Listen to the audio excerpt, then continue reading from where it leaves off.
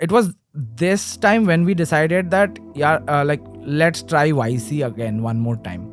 You had applied to get into YC in the past? This was our third attempt. Oh wow. The previous one we had gone till the interview round, but the interview at YC is like a tornado, right? You don't even realize, like you just said, they turn on the stopwatch. It's a 10-minute thing. It's not going to be 10 minutes once again.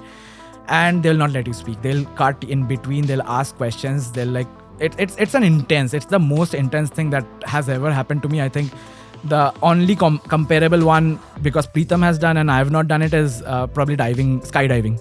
Right. So he told me that skydiving and then YC interview. So we didn't make it then. We were not prepared. We got startled and all. So if you get to the interviews, they give you a reason for your rejection, right?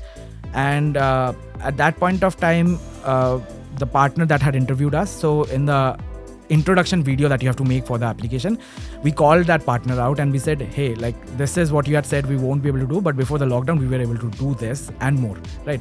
And Eric, if you're watching, since the last interview we went from 25 restaurants to 175 today. So we've been growing really fast. We've been growing at 30% month on month, and this is in terms of order volume and new customer acquisition, and we have generated over $500,000 in revenue for our partner restaurants in a short span of 8 months. We just did that, and that video is still up on YouTube.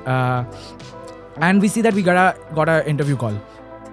Super lucky to have partners like Team Brady, and Kevin Lynn was one of our group partners, Aaron Epstein. And we told them, guys, we don't have any product, any numbers, but we have a lot of learning from all of these years that we've been in, and we know where the story is going and what can become and what needs to be done. And they selected us. We got into YC Summer 20 batch, the first remote batch, right? What were you pitching to them? Was it still this sort of B2C offering, or was there a change in the strategy? Oh, it was a much bigger vision, right? So at that point of time, I had enough time to think what is happening in this industry, and I deeply believe that after everything, restaurants are going to come back. It's not going to be delivery only, because we as human beings are social creatures. We'll go out, we'll hang out. And I had this thing that everything is a point solution today, whereas all of these are interconnected problems that need to be solved, and a lot of this can be automated, right? So my pitch to YC was, you build an ecosystem solution that is something similar to an Apple ecosystem where everything connects seamlessly, or a Google ecosystem, right? And wherein in the future, any restaurant that opens comes onto Explorex, and they, even before opening, they can get everything done, right? From your payments, your lending, your staff hiring, your vendor management, your customers, everything can be done over here. And that was the bigger picture, that the ecosystem vision is something that they were very much impressed with, right? Later, we learned from Kevin that there was a company called Toast in US. We didn't even know about that. And they were already doing a lot of this, right? We are doing 20% more than them in terms of offerings, because India is a different kind of a market. But they had done it, and they were like somewhere close to $10 billion in valuation at that point of time, I believe, right? And then when 2021 happened, when everything opened up, they IPO'd for 30 billion, and then their shares went up to, I think, 65. Now it's trading at 15 because the market is entirely down. Do you think that influenced your acceptance into YC, that Toast was in existence and they were aware of it? It could have been a part, but when we spoke, so YC actually has a software. When you apply, that software actually tracks your previous applications, because you have your Hacker News ID, right? So they see the progress, and they see the main thing that they believe is founders who do not give up have a higher chance of success, right? And they saw us applying, and even during the lockdown we applied. So that was one of the other reasons, because we did not have any product. We didn't even have a product on demo day.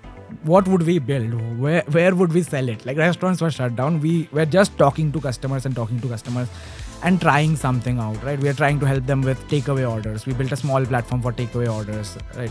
So that's when they started calling us, okay, you guys are doing something like Snack Pass. So they said, you are Snack Pass for India. I said, we are not Snack Pass for India.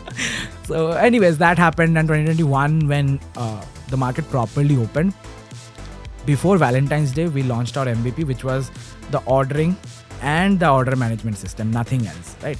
And we launched it at 3 microbreweries, and boy, those guys were grateful to us after that, because Valentine's Day, the entire restaurants were packed.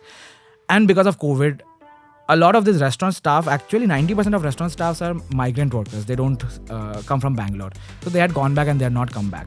So at a full capacity and these large places, they could not have survived without the QR code ordering and the order management all on one click. And they were like totally in love with us. And those are the top 3 customers who have become our ambassadors in the restaurant industry or the restaurant fraternity, right?